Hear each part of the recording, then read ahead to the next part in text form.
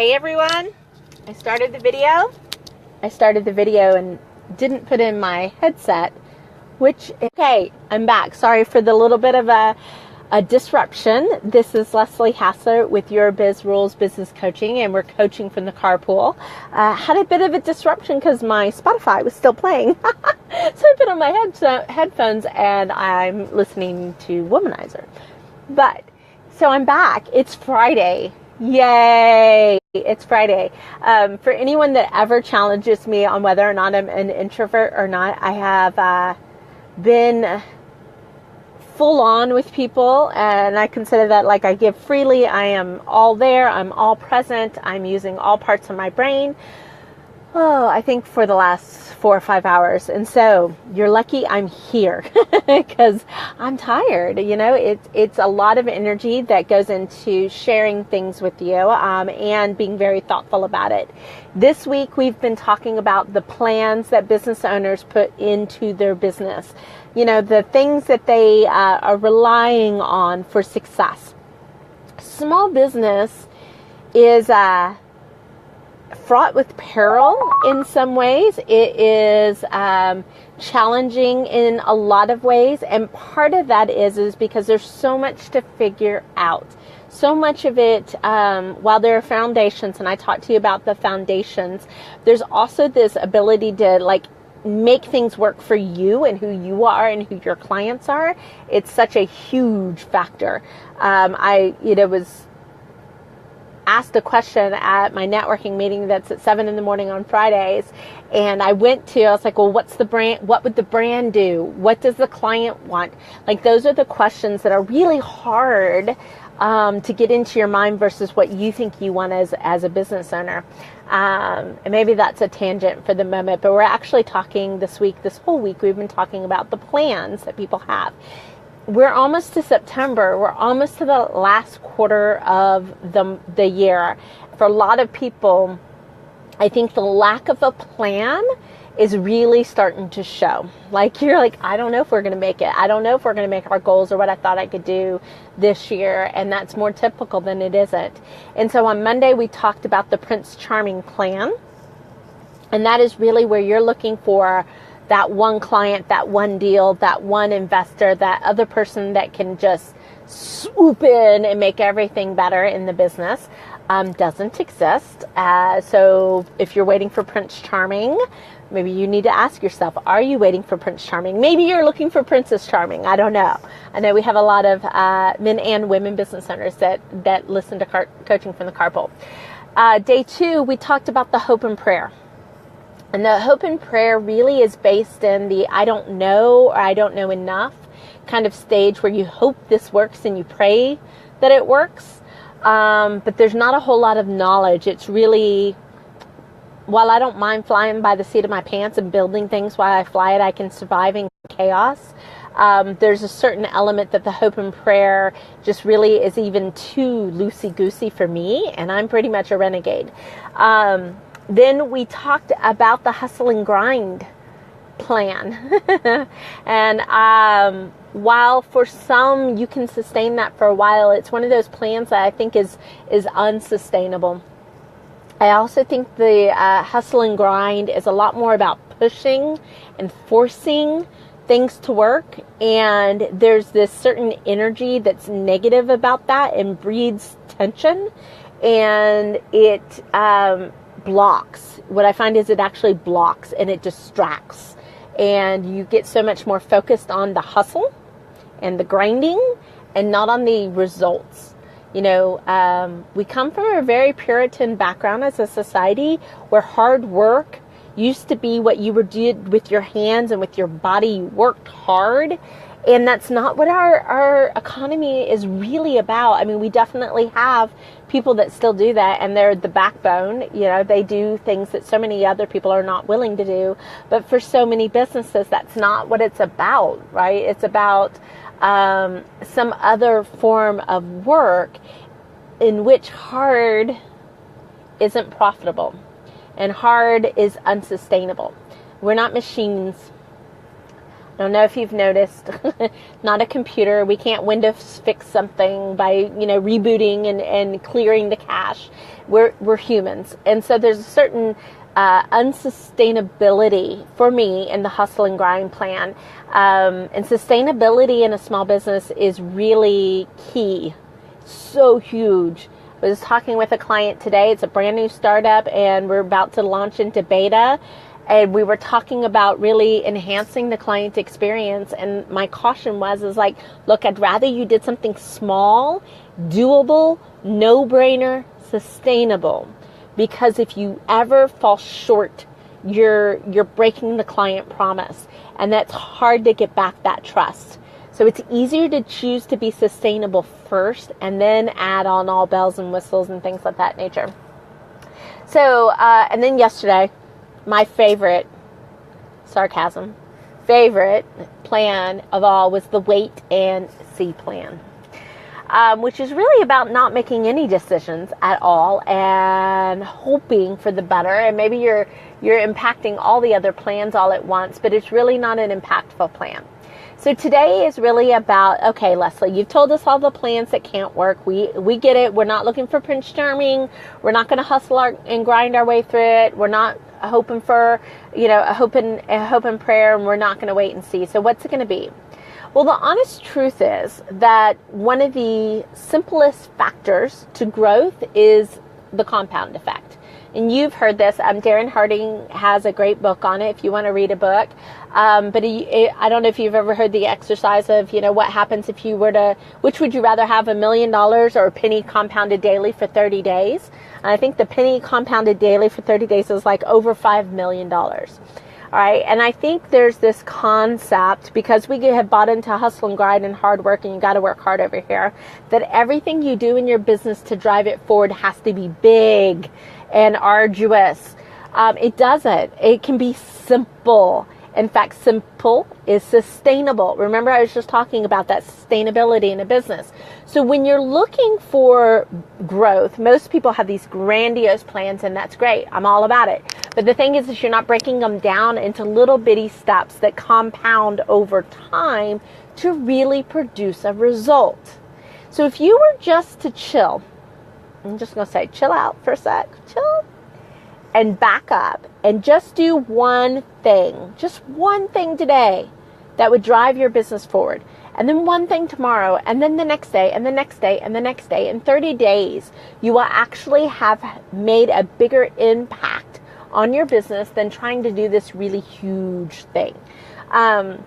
But I know that's hard. I know that's hard because it's something I actually have to help my clients do, is break out the big goals. It was so funny. One of my clients, the one I was talking to you about that we're about to do a beta launch on, they said, can we have a checklist? We have a checklist of everything we need to have ready for the beta. And I was like, well, I should have put together a checklist for you. And I was like, oh, sure, I'll do it. I should have that as a resource for my clients. Went through and actually went and checklisted everything that it would take to get to a yes, is what I call it, get to a yes, and send it over to them. And they were overwhelmed. It was too much. And I was like, I think that's why I never did it.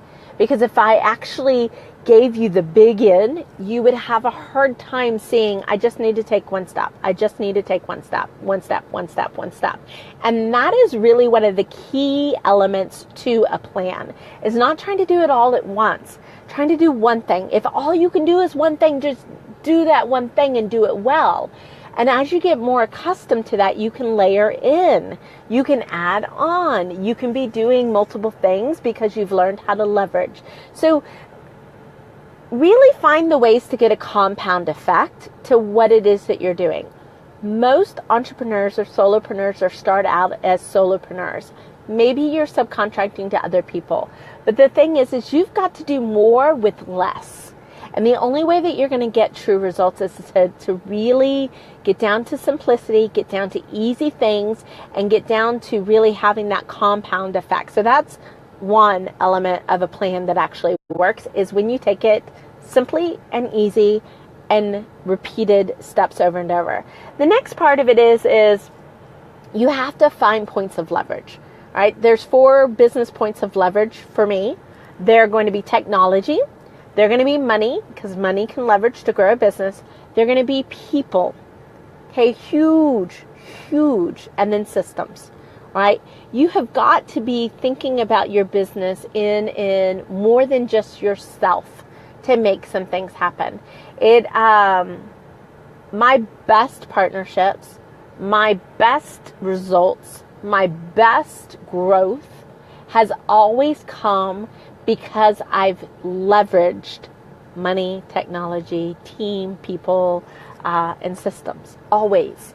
So I think I had this woman on who works with corporations, more like intrapreneurs and corporations, and she gave me this great quote, and I love it. And so Bridget Chambers is who it is. She does turnarounds on really, really big companies.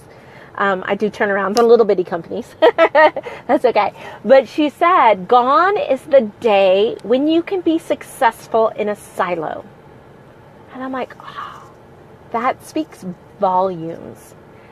Entrepreneurs are highly independent creatures. I get it. I am one.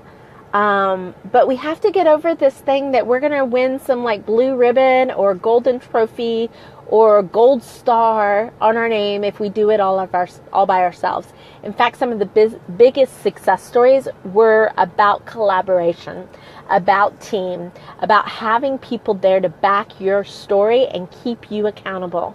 That may be a coach, a business coach like me. That may be a colleague that's trying to do the same things that you are doing. You just can't do this alone. And if I could do nothing more than say, stop trying to do it alone. Find help, find support, find community, find partners, find mentors, find guides. Stop looking for the heroes that are going to come in and save you, and start saving yourself.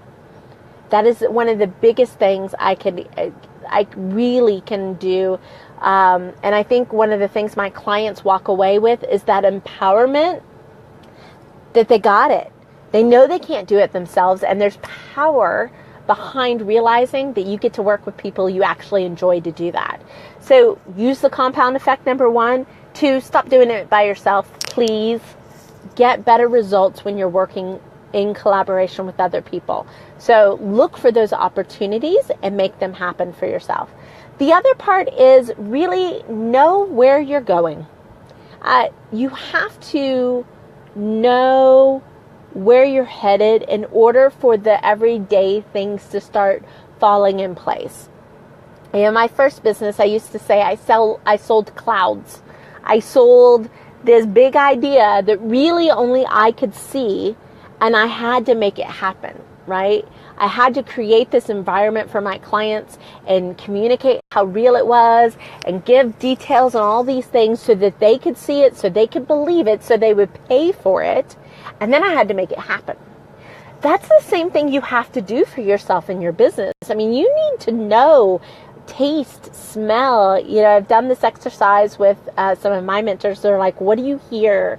Like, what is it that you hear when you get to this place? What is it that you're tasting? What is it that you're feeling? What's against your skin? All of those sensory elements of where you're trying to go. And what this does is it makes it real.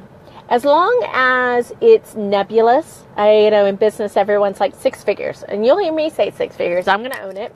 And part of the reason I say it is because you're saying it. But the real honest to gosh truth is, I need you to know you want $123,432.28 and know why you want it. Like, when you know that, then you actually have an ability to get it. If you know that you want to shake up who your ideal client is or who you're working with, and you just say, okay, here's the ideal client. Like, they pay on time. Not only do they pay on time, they're asking me when they can pay me. They're not waiting for me to say.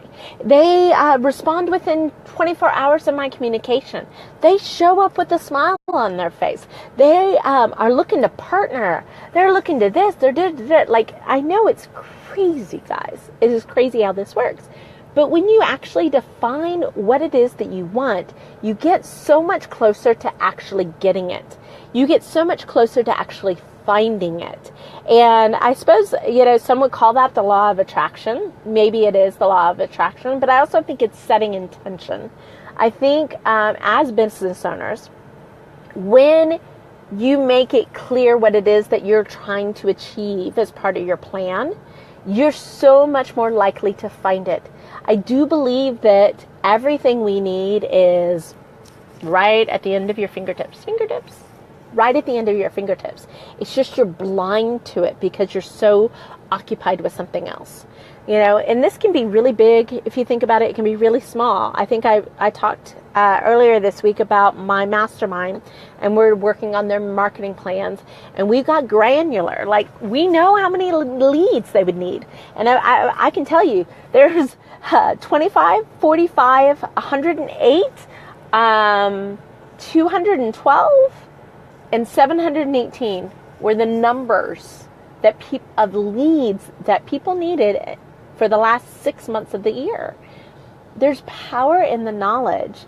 But if all you're going to do is ignore those things, if you allow the "I'm not good at numbers" to keep you, I hate numbers. I like numbers and I hate numbers. I like what they can do for me. I'll be honest. I've learned to like numbers.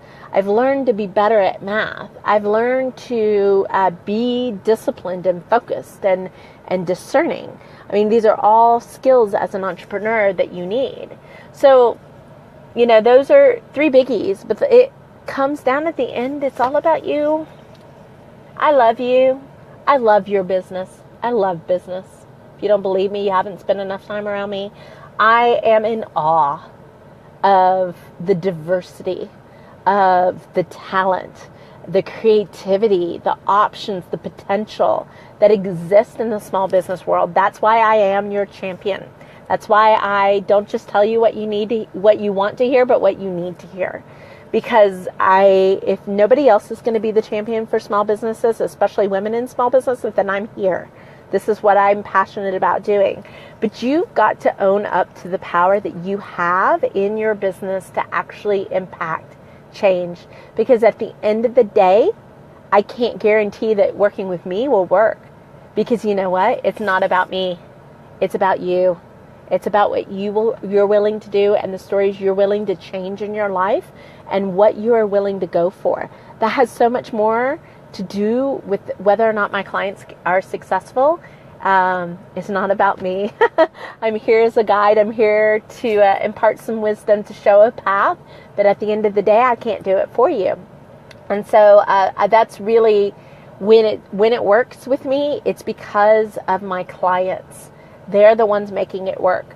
And so maybe that's the best plan you can have, is just that belief and wherewithal to know that you've got what you need. You might need a mentor. You might need a guide. You might need that person for a day. You might need them for a year. I don't know. It varies. It's so varied for everyone. But don't be so stuck on doing it alone. Okay, guys? So, another impassioned coaching from the Carpool.